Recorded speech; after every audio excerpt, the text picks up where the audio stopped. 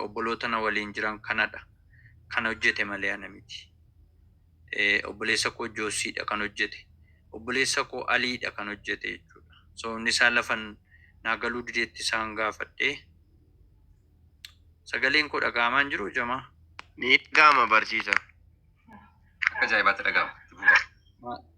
Maa yaadaniin sagaleen dhaga'amu naan jetti. Okay, yaadan sirreeffadhu neetworkii kee egaa. An keenya neetworkiin guutuudha. Okay.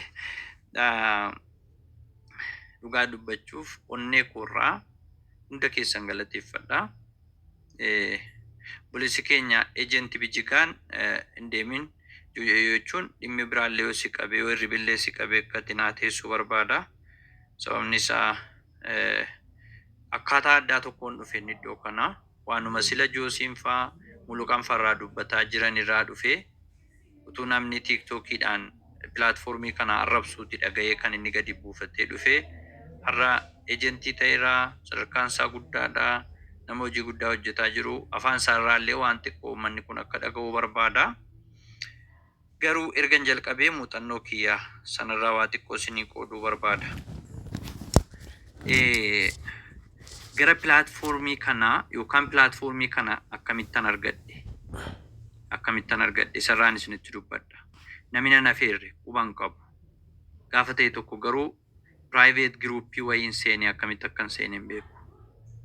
Private groupii sana keessatti sagalee isaanii ol kaasanii mari'atu turani. Yoo xinnaate namoota 1,000 ta'u. Dhaqee seeneen taa'ee dhaggeeffachaa ture.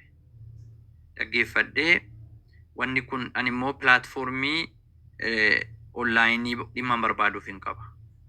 Pilaatfoormii 80 ol keessa dalageera ani. Nyaatameeras nyaadheeras. Kanaafuu pilaatfoormii dhugaa argachuun barbaadan ture.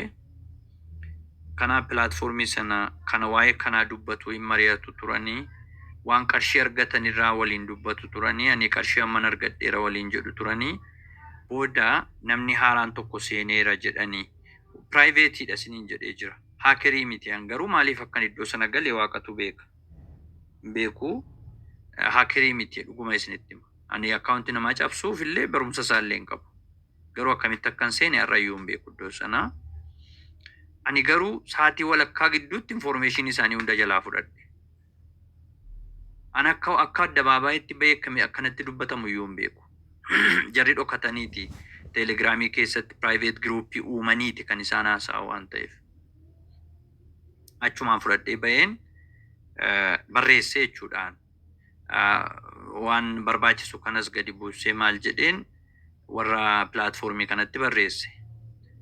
Deebiin deebisan barnoota barachuu akkan qabu, namoota naannoo koo jiranii wajjin akka wal dubbisuu fi akkaawuntiin koo sirrii ta'ee hojjechuu akkan qabu natti himanii jechuudha.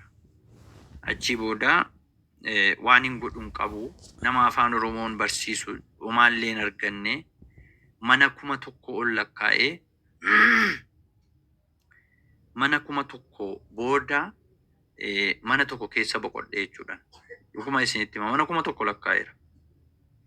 Mana sana keessa afaan ani itti dhaladhe miti kan dubbatamu. Ta'u malee dubbiin iddoo sanaa waan natti toleef irraa barachuu jalqabe. Baradhee hin beeku waa hedduu. Hin beeku guyyaa 5 barnootuma fudhadhe. Waan hojjedhu illee hin beeku koyinii isin amma walitti qabattan illee namni asii walitti qabadhu naan jedhu hin jiru. Garuu barnoota achi darbeen baradhe jechuudha. Koyinii bira darbeen baradhe. Achi guyyaa 6ffaa irratti murtoo tokko keessa galee hojii kana hojjechuu akkan qabu murteesse jechuudha. Ilaalaa hanga yoonaatti ashaaraa fuulaan kennine. Barachaan jira garuu. Achi booda dhaqee ishee tokko asitti amma maqaa ishee waamu. Gaafan suupperii galu ishee waamee astorgaamii illee naa fiddanii ishee nan galateeffadha. Har'an dubbadhu waa'ee ishee. Waa'ee ishee irraa nan dubbadha garuu maqaa ishee hin namni suni baga dhufte naan jettee yoo si baga dhufte deebite. Baga dhufte naan jetteetu jira Maaltu mana namaa nagalchee mana namaa keessatti of argee bara. Okay, anoon barreeqa. Deebii kottoom. Duuba maal naan jetti ashaaraa guutii naan jette hayyee jedhee guute achumatti. ID wayii natti ergite ID sana nan guute. Hin beeku garuu abbaasaa. Maqaan kan ishees naan baane. Achi ba'ee ishee barbaaduudhaaf guyyaa sadiin joore. Guyyaa sadiin joore. Dhuguman isinitti himan. Isheen foloo na godhi jetteetti lafa foloo godhan hin beeku. Guyyaa sadiin joore.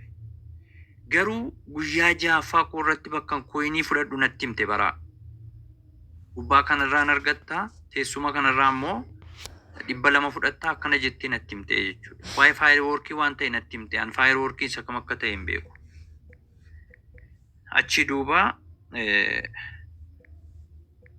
bahee dhabe deebi'e. Barbaadee guyyaa sadii booda ganama wayii bilbila tokko callisee bilbilee maaliif akkan bilbilee hin beeku. Achi booda namichi naa kaasuu didde. Dhiira ta'e dubartii ta'e hin beeku. Yeroo sanatti naa kaasuu didee achi turee naa deebisee afaanuma jiraa sanaan ati eenyu jedhee na gaafate. Anillee abaluun jedhama maal nagumaa innaan lakkisitu natti bilbilee naan jedhe. Maaliif akkan bilbilee garuu hin beeku. Isa booda ani ejentii keetii hin beektu moo naan jedhe. Dhiira lakkaa isheen kan itti na laatte. Hayyee natti tola. Ammallee hojii kanaa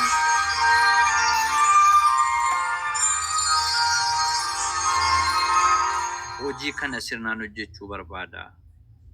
Kanaaf adaraa na gargaarii jedhee wajjin dubbadhee kun egaa muddee gaafa 11 ture.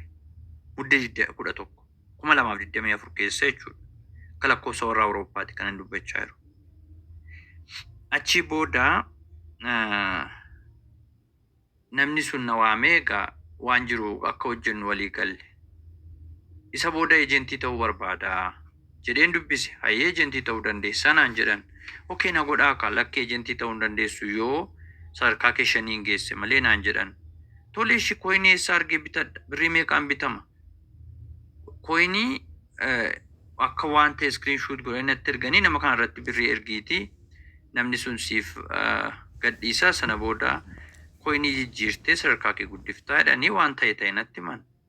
Utuman deemuun nama koinii nan gurgura jedhu tokko arge ammas isa isaan jedhan miti. Achii koinii biteen achuma manichatti ol galeen na jijjiiraa innaan na jijjiiran. Diraamaa natti fakkaata wanti guyyaa sana. Yeroon achii ba'ee mana isaanii dhaqee egaan ammaa sadarkaa 5 irra ga'eera ejentiin.